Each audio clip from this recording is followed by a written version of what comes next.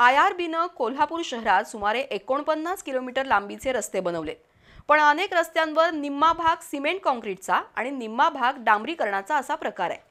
केवळ कोल्हापुरातच असा हा विचित्र कारभार पाहायला मिळतो. पण आता काँक्रीटची लेन आणि डांबरी लेन यामध्ये मोठ्या भेगा पडल्या असून दोन्ही लेनमध्ये उंचीचा फरक आहे. त्यामुळे दुचाकी गाड्या या लेनवरून जाताना चालकाचं नियंत्रण सुटतं आणि अपघात होतायत.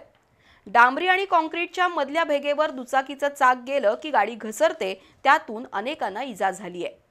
कोल्हापूर महापालिकेला हा प्रकार कधी दिसणार हा अनुत्तरित प्रश्न आहे. आम्ही कोल्हापुरी जगात भारी असं म्हणणाऱ्या कोल्हापुरात अनेक अनाकलनीय प्रकार दिसून येतात. विशेषतः कोल्हापूर महापालिकेचा कारभार पाहिला की प्रशासन काय करतं, अभियंते नेमके काय शिकलेत असा प्रश्न पडतो. IRBच्या माध्यमातून कोल्हापूर शहरात 49 किलोमीटरचे रस्ते बनवण्यात आले.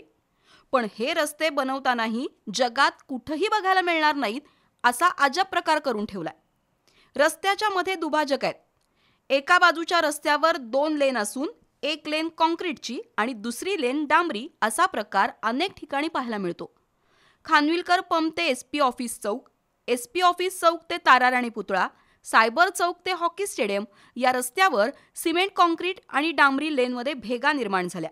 काही ठिकाणी तर चांगल्या अर्धा ते पाऊण इंची भेगा पडल्या असून डांबरी आणि काँक्रीटच्या लेनची उंची सारखी नाही. त्यामुळे दुचाकी गाडी या लेनवर येते तेव्हा चालकाचं गाडीवरील नियंत्रण सुटतं. त्यातून अनेक जण रस्त्यावर पडून अपघात झालेत.